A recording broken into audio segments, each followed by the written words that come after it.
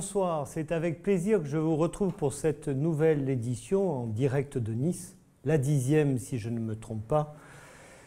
CARMF, URSAF, RDS, CSG, RIS, autant d'anacronymes qui nous pèsent, le mot d'ailleurs en dit long, les charges sociales. Sont-elles légitimes? Sont-elles appropriées? Que dit l'Europe concernant l'assurance maladie et la retraite pour tous les citoyens européens? Que dit la France par rapport au dire de l'Europe? Sommes-nous légitimes à vouloir mettre en concurrence les différents organismes? Que risquons-nous si jamais nous échappons aux mâchoires de l'administration française? Autant de questions que nous aurons plaisir à débattre avec Philippe Letertre, chirurgien plasticien, qui a initié le mouvement « Les médecins ne sont pas des pigeons » et qui va nous parler de ce sujet tant il a des choses à dire et à débattre. Joël Lévy, médecin de nature, chirurgien plasticien par essence, de plus, non seulement il est en libéral, mais aussi hospitalier, et donc lui, la sauce est double, il paye par les deux voies hémorragiques pour payer ses charges sociales. Et si nous avons la chance, nous aurons le docteur Garçon par téléphone, qui est chirurgien plasticien, vice-président du syndicat, et je lui envoie un appel s'il est en ligne. Appelle-moi sur mon portable pour que nous puissions te joindre. Philippe, merci de ta présence. D'abord, dis-nous ce que veulent dire tous ces acronymes, quelle est cette pression financière qui pèse sur nous avant qu'on rentre dans les détails de ce que dit la Commission européenne, etc. Alors, tous ces acronymes, ce sont un empilement de cotisations élaborées au fil des années. Régime social des indépendants, union de recouvrement de sécurité sociale et des allocations familiales, cotisations de sécurité, de solidarité et caisse de retraite. On dit caisse de retraite d'une manière générale. Nous, les médecins, c'est la CARMF. Les dentistes, c'est autre chose. Les indépendants, c'est autre chose. Les salariés, c'est encore autre chose. Donc, on va parler de caisse de retraite. Il faut savoir que c'est un acte citoyen que de quitter la sécurité sociale. Ce n'est pas tuer la sécurité sociale, mais c'est la mettre en concurrence. Donc, un acte citoyen, ce n'est pas un acte professionnel. Et surtout, ne pas confondre déconventionnement d'un médecin et quitter la sécurité sociale. C'est complètement indépendant. Très bien. Donc, tu peux nous dire à peu près quelle est la proportion de charges que nous avons avec l'URSSAF, avec la CSG, avec la RDS, avec la CAMF, pour que, avant qu'on rentre directement dans le vif du sujet, savoir quelle est cette pression financière qui pèse sur nos épaules. Et moi, je peux dire qu'elle est tellement lourde que je refuse de la regarder. C'est exactement ça le problème. Je refuse de la regarder. Combien de fois je vais dans des réunions et on me dit, moi je donne tout à mon comptable, il me dit ce que je paye et je paye à la fin. C'est bien ça le problème. Tout est là et pourquoi ce système tient depuis des décennies, c'est que tout le monde est la tête dans le guidon. Et les médecins encore plus. Et les médecins encore plus avec leurs conventions successives, c'est qu'on est la tête dans le guidon et on dit, je m'en sors, je peux continuer à vivre, mais c'est une saignée comme tu as dit tout à l'heure. Donc, il faut exactement comprendre combien on paye. Bon, il faut comprendre que la sécurité sociale, c'est un ensemble de caisses privées, d'entreprises privées, donc soumises à concurrence. Donc, le citoyen, pas le médecin, pas le salarié, tout le monde a droit de prendre une assurance privée et donc de ne pas payer ses cotisations sociales dites obligatoires, lesquelles le régime social des indépendants, donc son assurance maladie, sa caisse de retraite, la CSG et la CRDS qui sont des cotisations sociales, et voilà pour l'ensemble. Donc c'est une liberté d'assurance maladie et d'assurance retraite. L'assurance retraite, on en parlera tout à l'heure, c'est un système par répartition qui est une catastrophe pour l'économie. Et il faut aller vers un système par capitalisation. Pourquoi il n'y a plus de monopole de la Sécu? C'est l'acte unique européen signé en 1986. C'est la liberté de circulation des personnes, des marchandises, des services et des biens. Donc, ça n'a pas été transcrit tout de suite. il a fallu transcrire tout ça dans le Code de la sécurité sociale, dans le Code des assurances et dans le Code des mutuelles. Donc ça s'est fait dans le Code des assurances et dans le Code des mutuelles, de la sécurité sociale, mais pas dans le Code des mutuelles.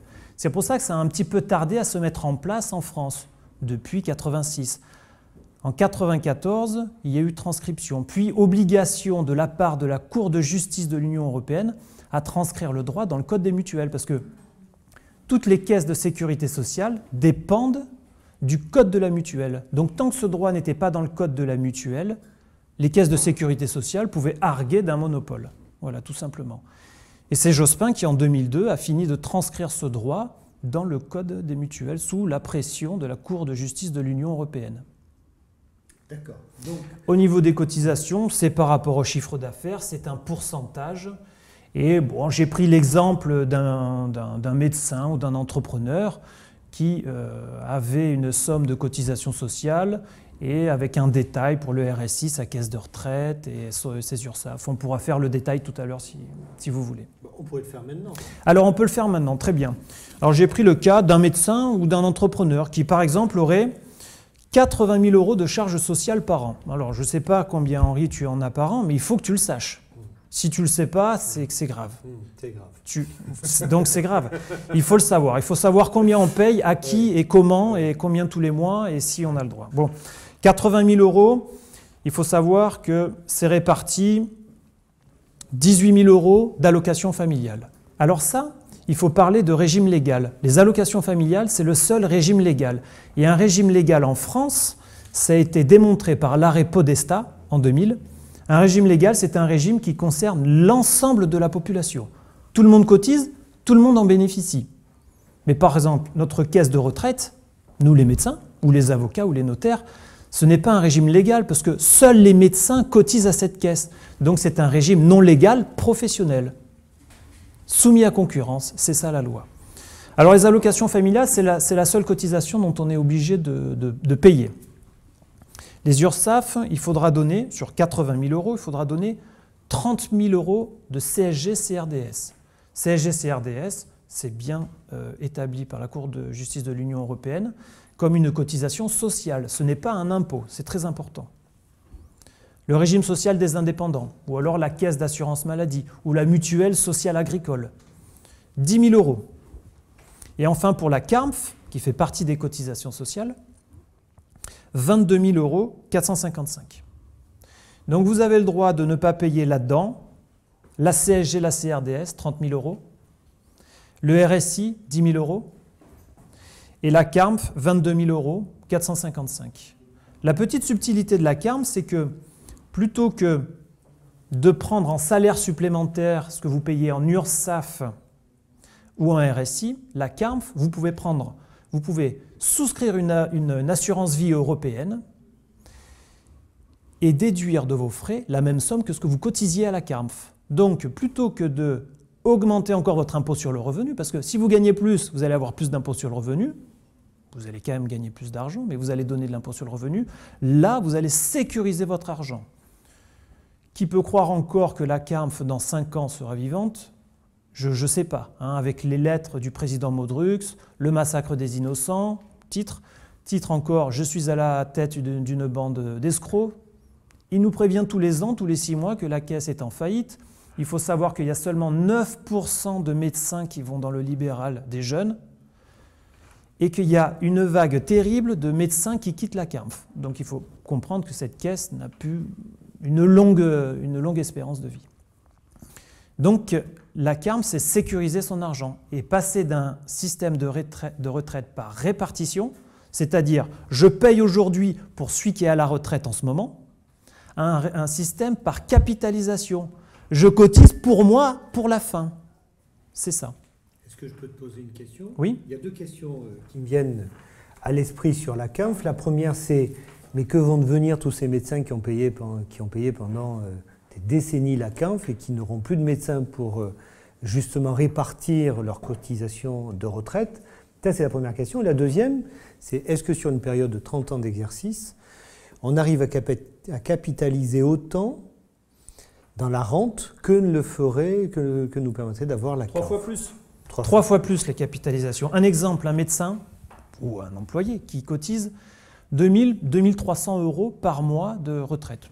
Combien tu cotises? Tu ne le sais pas non plus. De retraite? Oui. Beaucoup, oui. Beaucoup. Je préfère ne pas en parler comme ça. Eh bien, c'est très bien et je ne t'envie pas et je suis content pour toi que tu cotises beaucoup plus que moi et j'espère un jour cotiser autant que toi. Oui. Voilà, c'est mon seul... En tout cas, quelqu'un qui cotise 2300 € par mois, bon, c'est des hautes cotisations, peut-être vous ferez un ratio avec votre cotisation.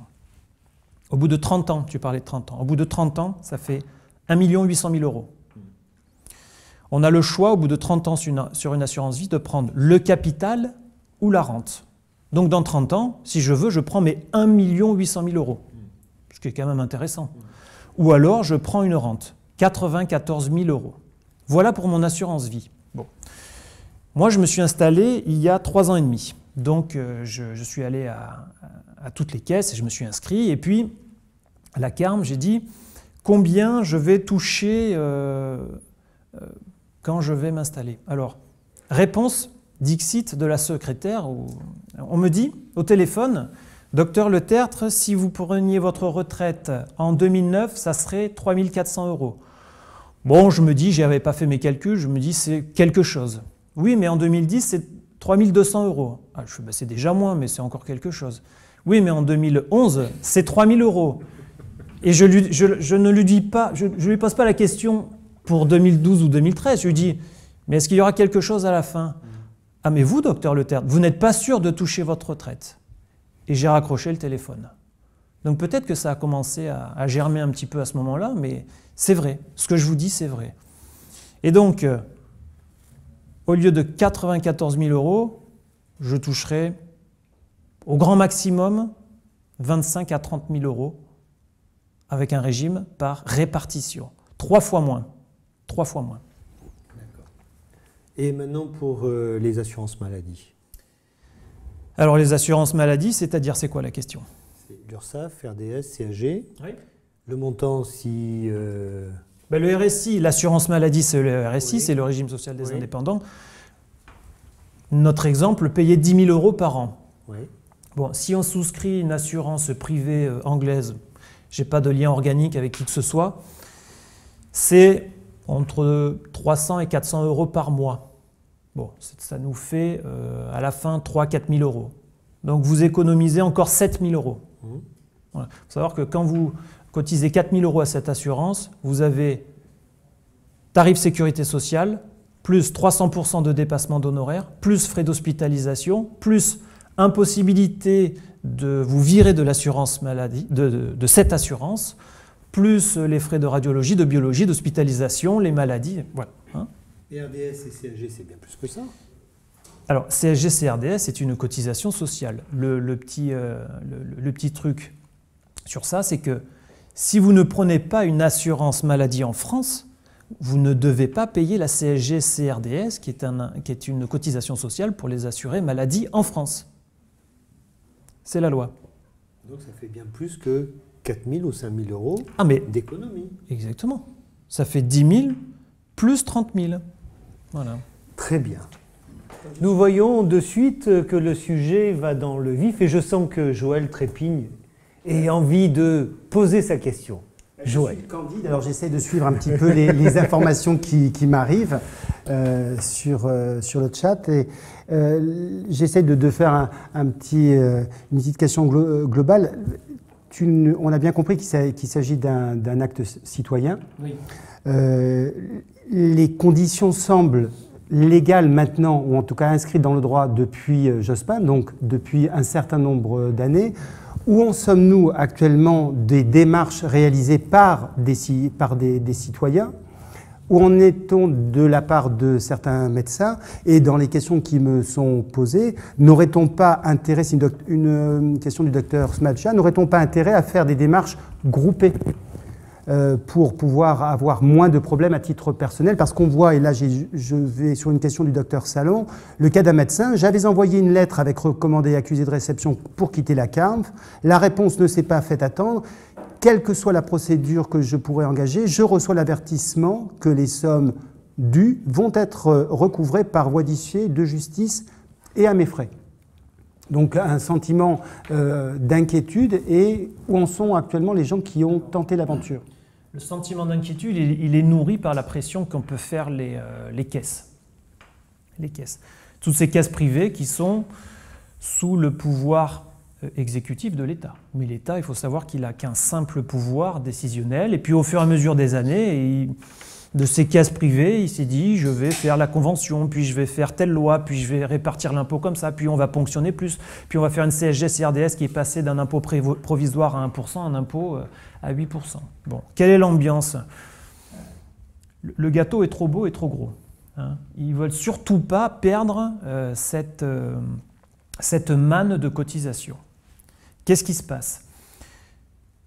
Depuis des années, tous les présidents droite-gauche, les ministres, les députés peut-être un petit peu moins, toutes les caisses d'assurance, toutes les mutuelles sont au courant. Bon. Qu'est-ce qui se passe en ce moment? On se dépêche de faire la mutuelle pour tous, parce qu'on est bien au courant que s'il y a cette clientèle qui n'est pas captive en France et qui part s'assurer n'importe où en Europe, on n'aura plus cette mutuelle pour tous. Et puis ces mutuelles qui proposent cette mutuelle à tous les salariés va bientôt proposer une assurance au premier euro. C'est-à-dire que je vous fais toute l'assurance maladie. Je ne suis plus qu'une mutuelle, je fais Sécu plus mutuelle. Il faut savoir qu'il y a AXA, Harmonie, Mutuelle, toutes ces caisses privées qu'on connaît bien comme des assurances privées, qui font des délégations de RSI. Le RSI, c'est encore une fois, ce n'est pas l'État. Il y a des délégations de RSI, c'est AXA qui dit, dans telle région ou pour telle corporation, je fais une délégation de RSI. Donc c'est toute l'histoire d'une clientèle captive et du cotisant qui n'est pas libre. Alors, depuis toutes ces années, il y a eu des pionniers, des sortants et plusieurs milliers de sortants. J'ai eu des témoignages, moi, au téléphone, de personnes, quelqu'un qui me téléphone régulièrement, qui est sorti depuis 1994. Mais malgré toutes ces pressions, il a dû se rendre insaisissable. Je dis bien insaisissable, pas insolvable. Insolvable, on n'a pas le droit de se rendre insolvable, c'est interdit en France. Donc on se rend insaisissable. Alors j'ai vu une question tout à l'heure, j'ai lu rapidement. Est-ce que c'est dur de se rendre insaisissable? Mais bien sûr que non, c'est pas dur de se rendre insaisissable. Il suffit juste d'avoir sa maison ou ses biens immobiliers en société civile immobilière, avec son enfant, avec sa femme, avec quelqu'un de confiance. Il faut avoir un compte légal, déclaré au fisc, mais à l'étranger, en Union européenne, et une assurance européenne. Voilà comment on est insaisissable. Et si vous avez une société, vous avez donc un compte en société qui est insaisissable. Personne ne peut prendre de l'argent sur votre société. Quitter la Sécu, c'est un acte citoyen, donc on ne peut pas ponctionner sur votre compte de société. C'est impossible. Donc, mais ça veut dire, à contrario, que tous ceux qui ont des biens personnels auront beaucoup de mal à se rendre insaisissables. Ben, je prends un exemple. Oui, l'habitation principale oui. étant mon nom. Oui. Elle devient saisissable. Il va falloir que je la mute en SCI. Oui, mais c'est très simple. C'est ce que je vais faire moi, Henri. Je vais créer une SCI et je vais apporter ma résidence principale à ma SCI. Et je vais faire... Je n'aurai pas 3% d'enregistrement, j'aurai juste des frais de notaire pour enregistrer ma maison en SCI. D'accord. Ah oui, donc il faut le faire avec une création de SCI. Si vous avez déjà une SCI, ça peut peut-être changer. D'accord. Et pour ce qui est toutes les valeurs mobilières, je veux dire... si vous avez des appartements en ville... Alors, non, les PEA, non, pas immobilières. Mobilières, oui. C'est-à-dire, j'ai un PEA, j'ai une assurance vie en France. Oui. Tout ça, c'est saisissable. Alors, l'assurance vie en France... attention, l'assurance vie en France... Moi, tout à l'heure, j'ai parlé d'une assurance européenne. Oui, j'ai bien entendu. L'assurance vie en France, attention... Bon, peut-être je vais commencer à en dire beaucoup ce soir, mais vous me posez beaucoup de questions. Mais mon sentiment de citoyen pour l'assurance vie en France, qui est le résultat de toutes les discussions que j'ai en chat privé avec tous ceux qui sortent en même temps, c'est que l'assurance vie en France, attention, ça peut être ponctionnable. Voilà, renseignez-vous, soyez vifs, ça peut devenir ponctionnable. Très bien. Voilà. Alors maintenant, on a décidé avec Joël Très bien. d'être insaisissable.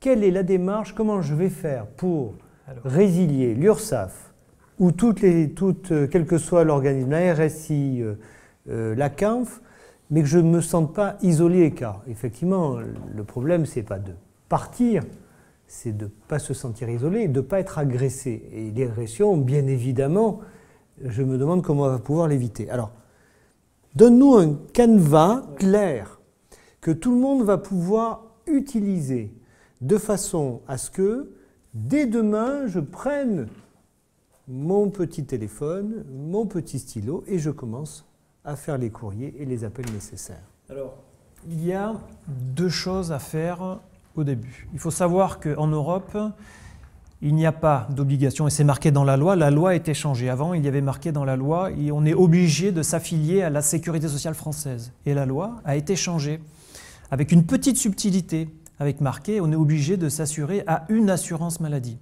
Et c'est là toute la subtilité. C'est-à-dire que en Europe, vous n'avez pas le droit de vivre sans assurance maladie. Donc, pour commencer ces démarches, vous allez souscrire une assurance maladie européenne, c'est mon conseil, pour éviter CSG, CRDS. Celle que vous voulez. Hein. Pour rentrer dans les détails, je vous donnerai qui et quoi, toutes les assurances. Amaris, Alliance Worldwide Care,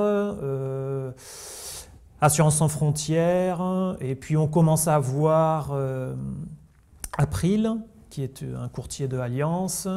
Tout ça, ça témoigne bien de l'ambiance, c'est-à-dire qu'il y a une multiplication de ces assurances au premier euro. La plupart sont dans quelle nation? Sur Internet. Alliance Worldwide. British, oui. Ouais, Amaris, c'est anglais. April, c'est suisse. Oui.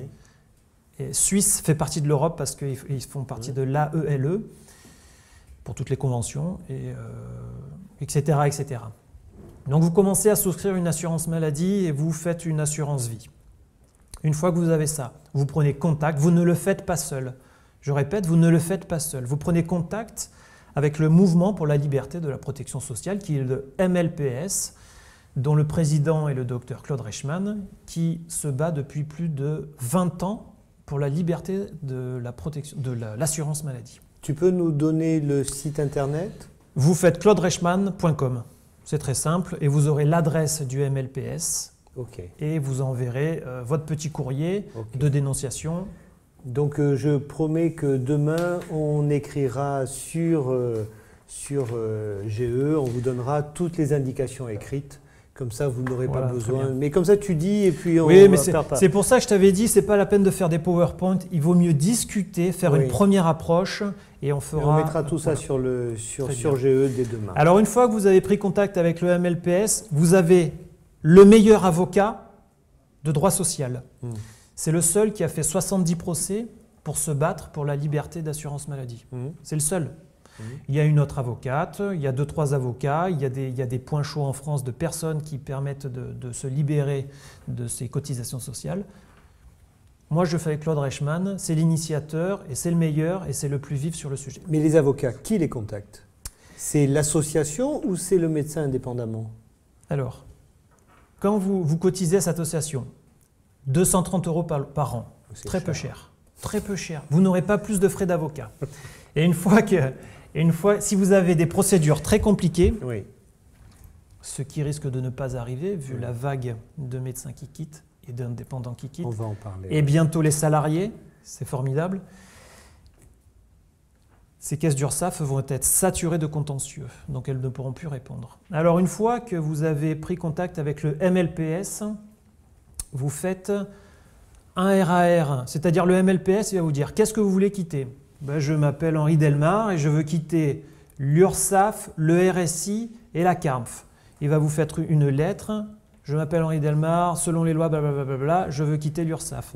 Vous l'envoyez en RAR, pareil pour l'URSSAF, pareil pour la CARMF, pareil pour le RSI. Voilà. Et vous stoppez vos prélèvements automatiques auprès de ces caisses. Et surtout, ce qu'il faut faire, c'est que le mois d'après, il faut surveiller que ces caisses n'aient pas choisi un autre numéro pour vous prélever votre somme habituelle. Voilà. D'accord. Juste pour venir à l'avocat, il y a combien d'avocats? Alors, le MLPS a plusieurs avocats et n'en fait appel que s'il y a des procédures compliquées. D'accord. Mais donc ça veut dire, est-ce qu'on paye Ah non. Non, vous payez la On paye cotisation rien MLPS. et ça suffit. Oui. Et ça suffit, Oui. ça prend. Et si jamais on a une procédure, qui paye? Mais alors, si jamais vous avez une procédure, c'est vous qui payez. Mais bon. Non, mais c'est pas un problème. Hein. Oui, non, mais il faut savoir que si vous payez 80 000 euros de cotisation sociale, Oui. vous pouvez On bien... peut donner 55. Non, ça sera 2.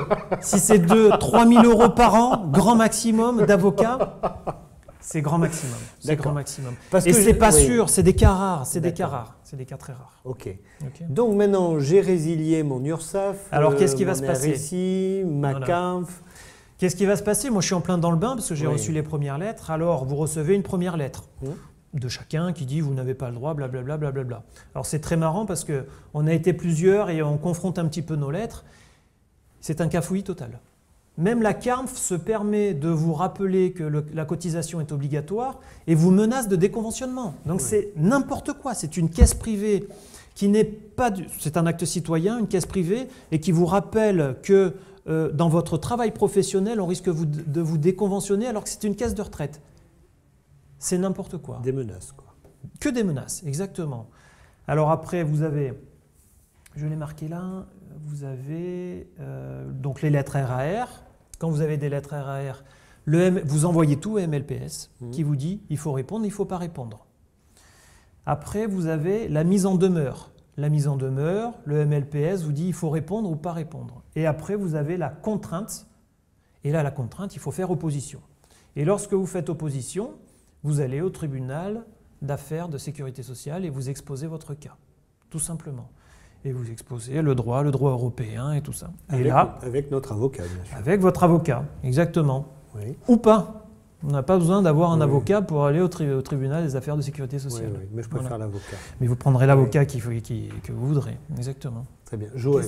Question du candidat réussite de ce que tu viens de nous dire, c'est comment se fait-il que ces organismes européens que tu as cités soient si discrets sur notre marché? Pourquoi ne viennent-ils pas nous démarcher? Pourquoi ne Oui. viennent-ils pas donner cette information? Et dans le cadre de cette résiliation, de cette démarche que nous avons à faire, puisque cette démarche est légale, n'y a-t-il pas, là aussi, non pas indépendamment automatiquement du MLPS, mais une possibilité d'action commune avec eux, puisqu'ils ont tout intérêt? Oui. En fait, ils ont des intérêts croisés. Vous prenez AXA, c'est le premier détenteur de la dette française. Hein. Donc, de ce point de vue-là, ils ont tous des intérêts croisés, font partie des conseils d'administration, font partie de la même promotion Voltaire, font partie de la... Alors, c'est un entendement, ce sont soit des pressions, peut-être pas des pressions à ce niveau-là, mais c'est un entendement, je dirais, plus que des pressions. Et au début, il y avait des assurances danoises, IHI et DKV1 belge, et qui ont retiré toutes leurs offres du marché sous menace de la France, tout simplement. Juste avant qu'on continue, je voudrais lancer un appel à Sébastien Garçon. Est-ce que tu veux bien m'appeler sur le portable pour qu'on puisse te joindre et avoir l'avis du syndicat par rapport à cela? Très bien, continuons. Donc, j'ai fait mes démarches, j'ai reçu toutes les lettres de contentieux, je suis mis en demeure, je suis devant le juge administratif et il se passe quelque chose de désagréable. Les huissiers tapent à ma porte. Alors les huissiers, c'est encore mieux parce que, comme le droit est écrit, il y a une lettre qui est toute prête pour les huissiers et il faut tout simplement leur remettre cette lettre et leur dire que s'ils n'appliquent pas le droit, ils sont passibles de pénal et de lourdes sanctions financières, les huissiers eux-mêmes. Voilà. Il faut savoir qu'il y a des sortants qui ont porté plainte contre des huissiers, qui leur ont donné des lettres et qui ont porté plainte contre le directeur de la caisse d'assurance maladie. Donc dans ton discours, si je comprends bien et si je résume bien ce que tu nous dis l'acte citoyen. D'accord, ça peut être contestable dans le sens où certains peuvent dire oui, mais il y a des répartitions, des distributions, ça peut faire l'objet d'une discussion. Tu nous dis aujourd'hui, la loi européenne nous invite à quitter ces organismes sociaux, tout au moins à avoir une discussion concurrentielle avec d'autres assurances maladie et et de choisir la caisse de retraite que l'on dessine, il n'en reste pas moins que l'État français n'a pas pris une décision claire face à cette situation et face à la disposition européenne. Et c'est un peu, juste avant que tu répondes, c'est un peu le point que tout le monde se pose et qui fait que certains peuvent être freinés parce qu'on n'a pas forcément envie d'avoir des agressions administratives, mais si l'Europe a décidé que nous avons le choix de notre assurance maladie, le choix de notre caisse de retraite, comment se fait-il que la France ne grave pas dans le marbre quelque chose qui vient d'une autorité supérieure? Eh bien, c'est gravé dans le marbre puisque c'est dans le droit. Encore une fois, c'est dans le droit, dans le code des assurances, dans le code de la sécurité sociale et dans le code des mutuelles. Donc on ne peut pas inscrire quelque chose de plus que dans le droit et dans ces 3 codes qui concernent la santé en France. Bon. Les URSSAF, elles demandent au gouvernement la conduite à tenir. Parce que il y a des centaines et des milliers de sortants. Alors ils se disent, mais qu'est-ce qu'on peut faire? Et l'État, surtout, on ne dit rien. C'est-à-dire, surtout, on ne donne pas de consignes pour, et surtout, on ne donne pas de consignes contre. Si on donne des consignes pour, c'est-à-dire qu'on généralise cette idée, on la met au grand jour, et si on donne des consignes contre, c'est encore l'Europe qui va venir nous taper dessus. L'Europe a fait plusieurs mises en... c'est pas des mises en demeure exactement, c'est des...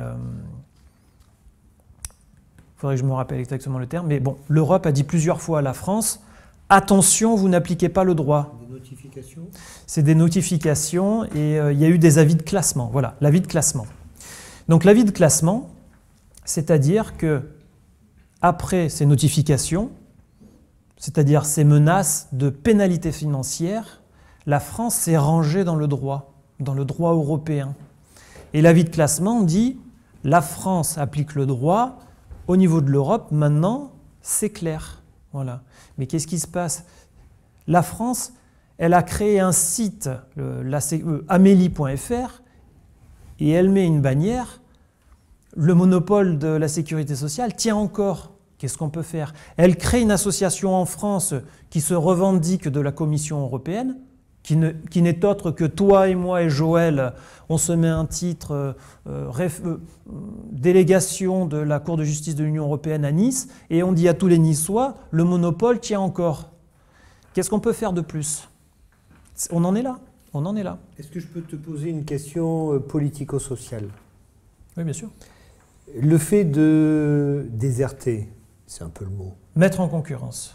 Non, déserter, mais tu vas voir pourquoi je le mets dans ce sens-là. Mais j'entends bien ta mise en concurrence. Mais déserter le système social français qui se targue d'apporter une assurance maladie universelle et unique au monde, est-ce que ça n'est pas justement risqué de mettre à mal ce si beau système dont nous avons la fierté aujourd'hui?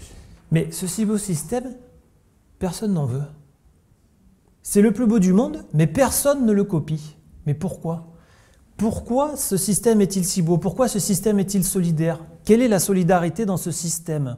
On a des patients qui sont les moins bien remboursés d'Europe, 58% de l'acte, avec des mutuelles qu'il faut payer en plus. Donc c'est une deuxième cotisation qu'il faut payer.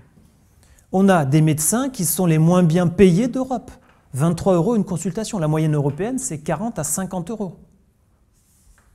Et on a un système en déficit.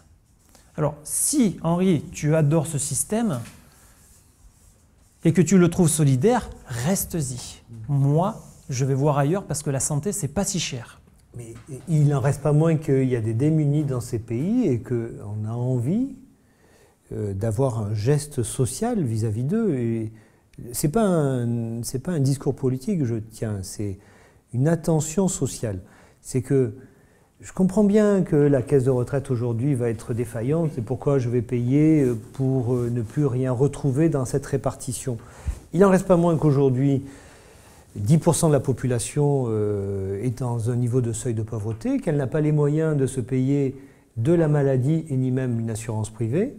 Que va-t-on faire pour ces gens-là si toute la France, puisque si je résume bien ce que tu as dit, aujourd'hui les professions libérales, demain les entrepreneurs, après-demain les salariés, et Joël nous dira un petit mot, vont pouvoir choisir en concurrence et en citoyen leur assurance maladie.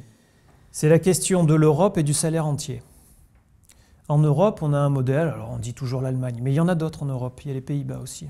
L'Allemagne, qu'est-ce qui se passe? On a un système de sécurité sociale à la française, la bonne vieille sécurité sociale, celle dont on pense que c'est la meilleure, et qui concerne 85% de la population, des salariés et des petits entrepreneurs, et qui est un système excédentaire et qui s'occupe, entre guillemets, des plus pauvres. Et on a 10 à 15% des indépendants, ceux qui gagnent trop, c'est-à-dire à partir du moment où ils gagnent 50 000 € par an, on les sort de cette sécurité sociale et on les oblige à cotiser à une assurance privée. Parce que si on commence à faire le ratio de 8% de leur cotisation salariale, c'est beaucoup trop, comme en France. On en est là, à cette agonie. Et qu'est-ce qui se passe sur le problème du salaire entier? Tu parles les plus démunis. Bon.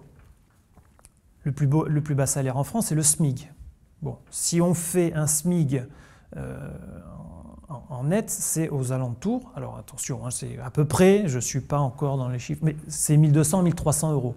Si on donnait le salaire entier de ce SMIC et que il y aurait 280 € par mois en plus sur ce SMIC, ces 280 € par mois, c'est ce que je te disais tout à l'heure, c'est la cotisation à cette assurance anglaise tous les mois, et il reste encore un 13e mois pour ce smicard. Voilà. Donc la santé, encore une fois, c'est pas si cher. Le problème de cette sécurité sociale, ce gros mammouth administratif, c'est qu'on ne sait plus où va l'argent. Notre caisse de retraite, la CARMF, qui vient maintenant de secourir encore les miniers, puis qui a secouru les avocats, puis qui a secouru les notaires, puis je prends Jacques, je le déshabille, je rhabille Paul et tout ça. Et nous, on cotise. On ne sait même pas où notre argent va et on ne nous le dit pas.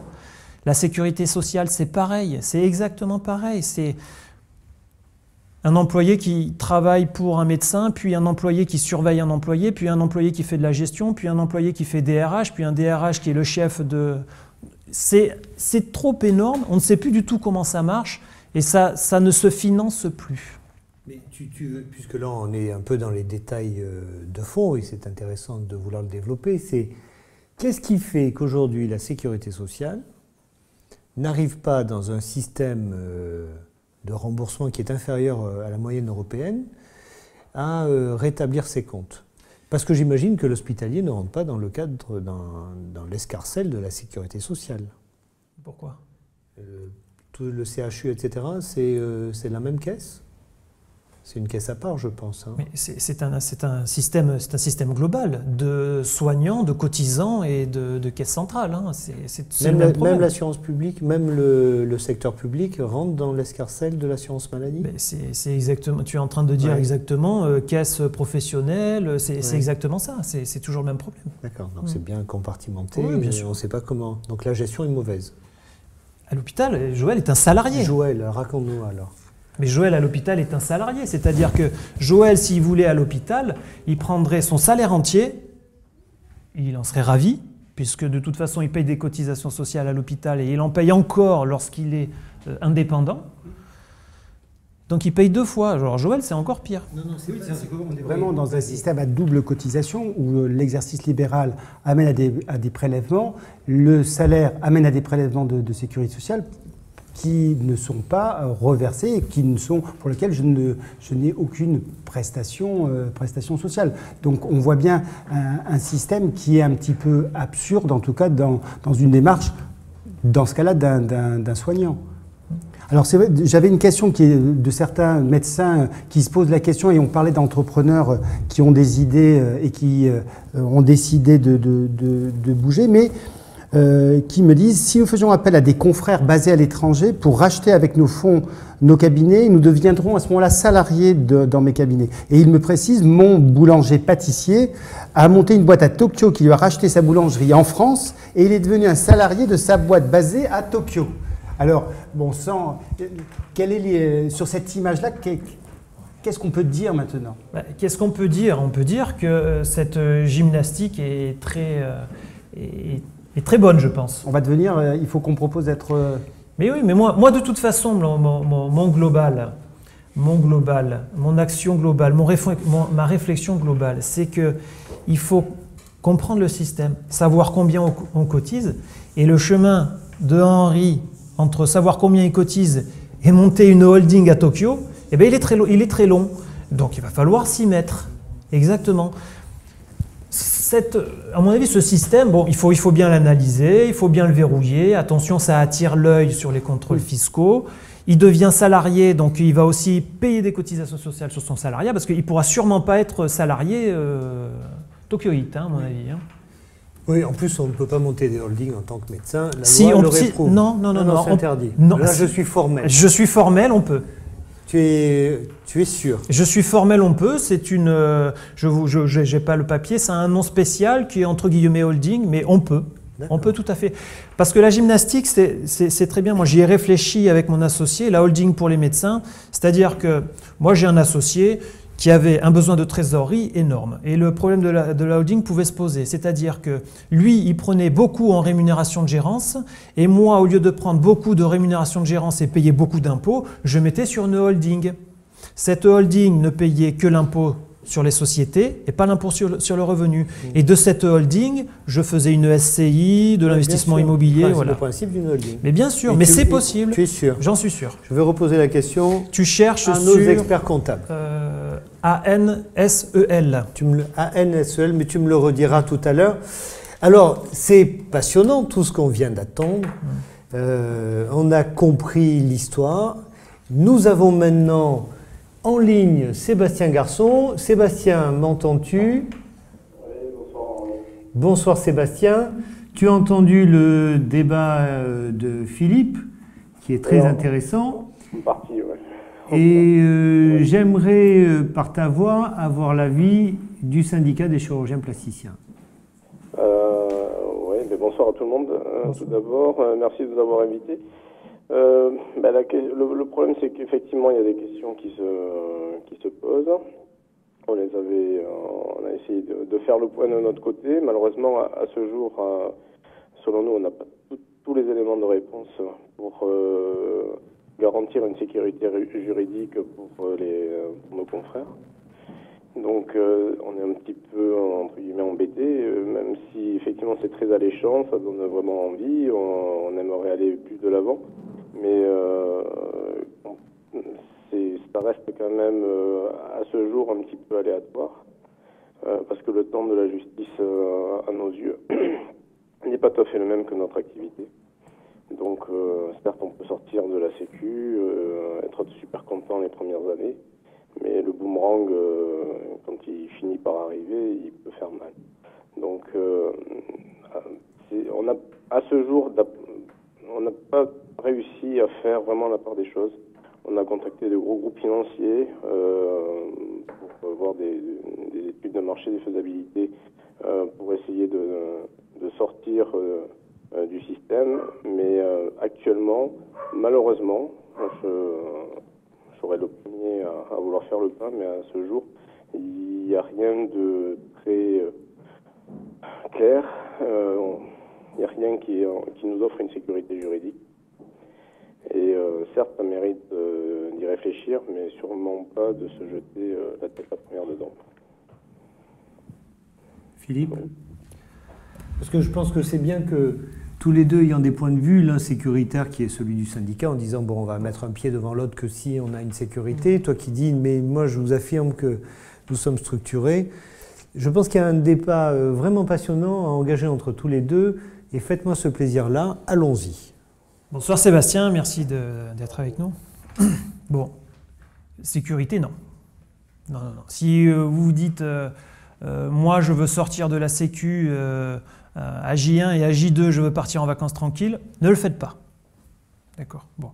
Moi, sans prétention, j'ai quand même la grande idée de penser que si tous les Français prennent leur liberté d'assurance maladie quand ils le peuvent, et maintenant, et depuis plusieurs années,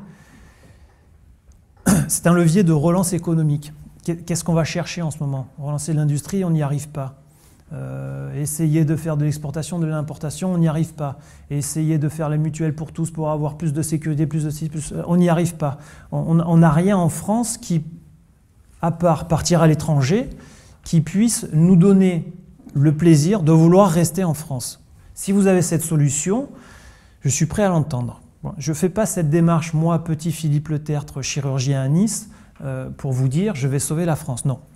Mais à titre personnel, et si vous généralisez cette démarche, si même un salarié, un smicard a son salaire entier, il a le choix, il a la liberté.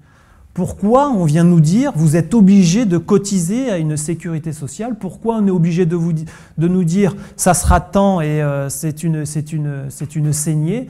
Pourquoi moi je suis sorti et j'ai sauvé les 2 emplois de mon secrétariat? Moi à titre personnel, rien que moi chirurgien, j'ai 3 employés et mon associé en a 3, donc on en a 6 dans notre CELARL. Donc c'est le confort, il est là, notre sécurité, elle est là, c'est notre plaisir de travail d'avoir des salariés. Moi j'ai une secrétaire comptable parce que je veux connaître ce que je fais, mais je veux déléguer.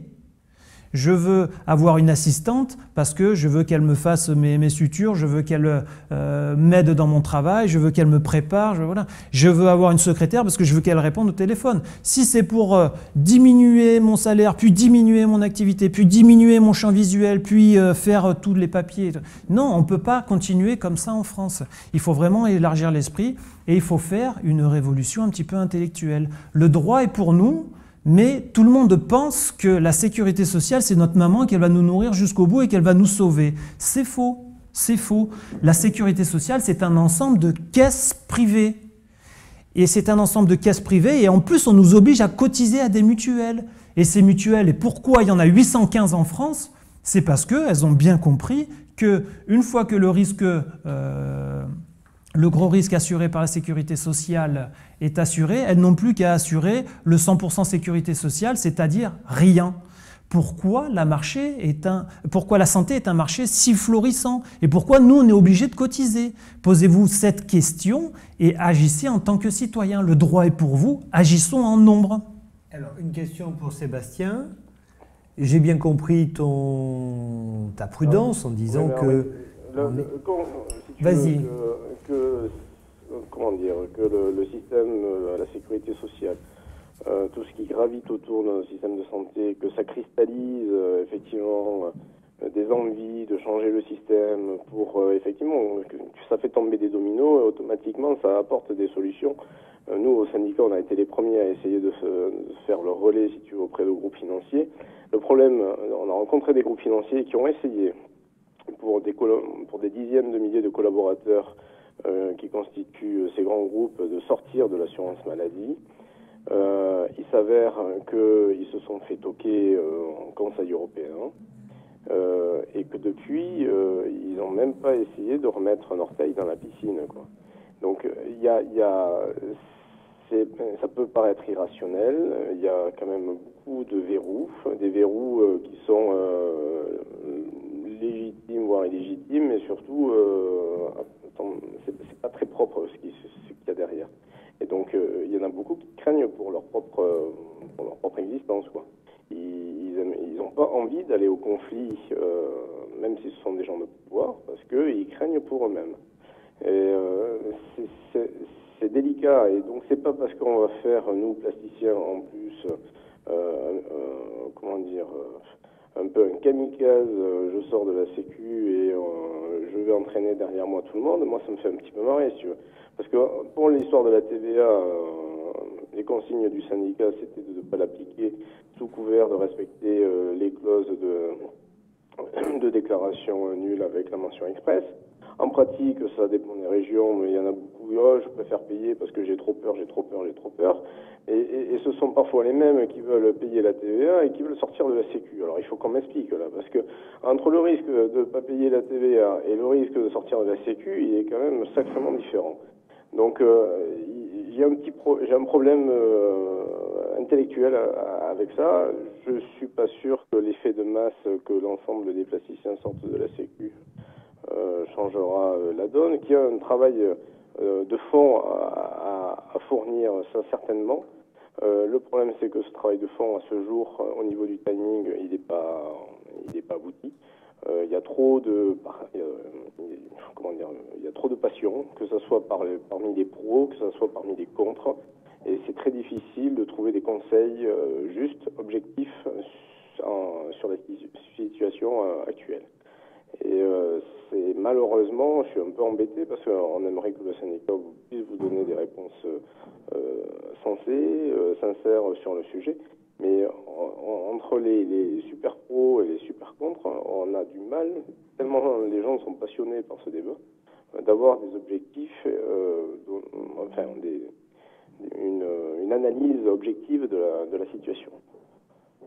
D'accord. Donc, avant que je te laisse la parole, donc je résume la position du syndicat par ta voix. C'est qu'aujourd'hui, on n'est pas sûr de la sécurité du système pour engager tous les membres. C'est bien ça. Peu importe de savoir si ils ont payé ou pas la TVA, ce qui est un autre sujet. Mais déjà, tu vois, déjà quand on borde juridiquement, au mieux, quelque chose, rien que pour la TVA, quand on voit l'enthousiasme de certains à en sortir, bon, moi je veux bien. C'est déjà difficile sur un truc tout simple qui est la TVA sur nos actes de chirurgie esthétique. Donc, quand on parle de sortir de la Sécu, c'est une autre paire de manches, quoi. C'est microscopique la TVA à côté. C'est que là, il faut s'organiser de manière totalement différente. Enfin, on vit avec une épée de Damoclès qui est au-dessus de sa tête. Donc on est super content au début, c'est sûr, à 3 ans, tous qui sont sortis de la Sécu, ils sont super contents. Mais le problème, c'est l'après, quoi. C'est l'après. Et donc, essayer de faire des bus de kamikazes qui vont aller emboliser les tribunaux et pensant que certains passeront entre les mailles et feront jurisprudence pour l'ensemble des gars qui seront stockés dans les tribunaux, à mon avis, bon, ça peut être une stratégie. Moi, je la trouve pas super intéressante, quoi. On n'est pas là pour se mettre en danger. On est là pour réfléchir, certes, à faire évoluer notre système. On est tous concernés par nos employés, par la qualité de notre exercice, par la qualité qu'on peut offrir à nos patients. On est les premiers concernés à cela. Néanmoins, ça ne sert à rien de se mettre inutilement en danger. Qu'il y ait quelque chose à faire, certainement. Mais le problème actuel, c'est le timing. Donc, et voilà, tant qu'à nos yeux, on n'aura pas des éléments permettant de garantir une sécurité pour nos adhérents, on ne peut pas recommander une voie dans ce sens, à l'état actuel des choses. Bon, Sébastien, tu sais, moi, je réfléchis pas syndicat. S'il y avait une position du syndicat favorable, bien sûr qu'elle serait bienvenue. Mais comme c'est un acte citoyen et que toutes les réunions qu'on fait depuis, on est presque à la 10e, je suis allé à Amiens, à Nantes, à Lyon, à Paris 3 fois, Lille, Toulon bientôt. Donc on fait des réunions sans arrêt. Comme j'ai un réseau social de médecins, l'appel se fait bien sur les médecins et on a 50% de médecins, mais on a 50% d'indépendants, des salariés, des entrepreneurs. Donc bon, le syndicat, moi je ne cherche pas à engager tous les plasticiens et même des fois quand je mets sur notre mailing list un message, je me dis oh, mais je les embête encore, peut-être que je vais y aller de temps en temps. Donc je vais me faire silencieux et puis je vais juste donner quelques liens de temps en temps. Je cherche à embarquer personne.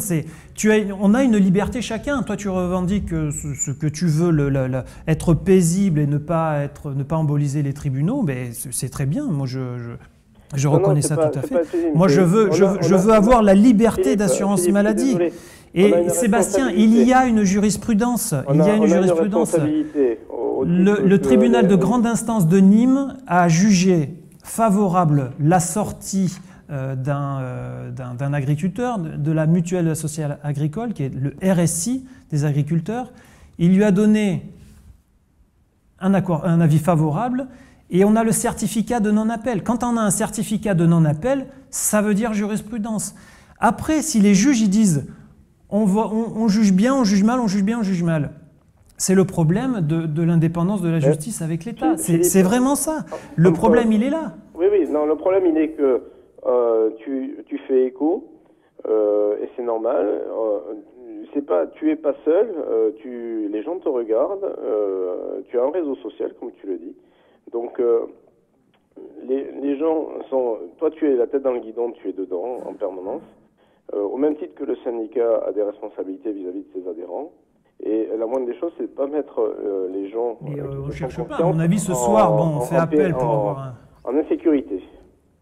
Et à ce jour, à nos yeux, à l'heure actuelle, on est quand même...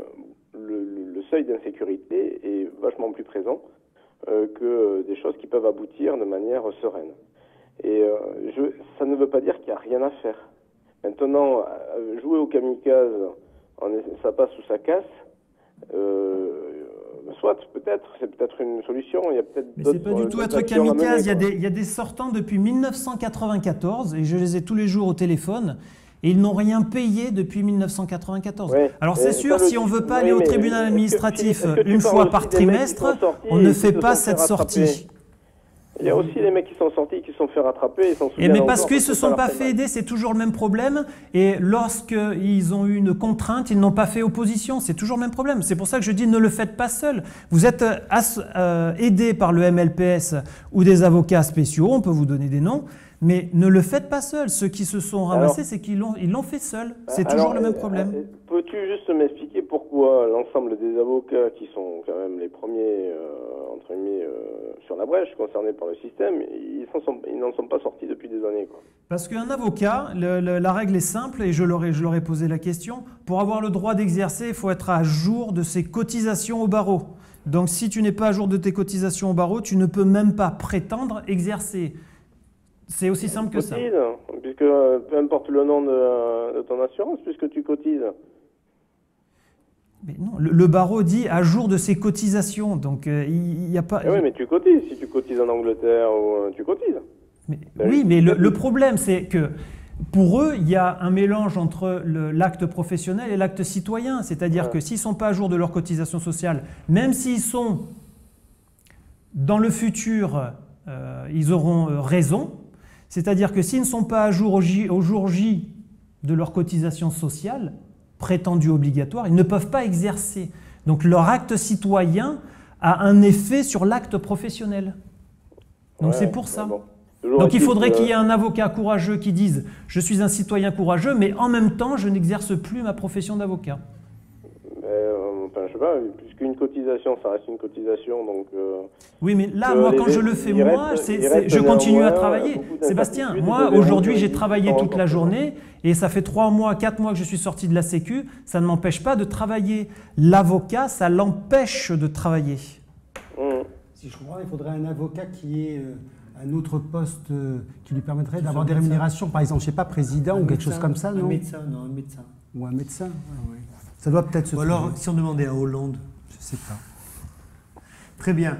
Ouais, c'est surtout pas quelque chose de kamikaze. Moi, aller dans le tribunal des affaires de sécurité sociale une fois par trimestre pour faire une économie de 80 000 € de cotisation sociale par an pour sauvegarder la santé de mon entreprise et me rendre insaisissable dans une procédure assez simple que j'ai évoquée tout à l'heure, c'est-à-dire ce n'est pas de la fraude, c'est déclaré au fisc, c'est juste préserver ses biens pour éviter qu'on vous les prenne, pour entamer une procédure pour récupérer vos biens quand vous aurez raison.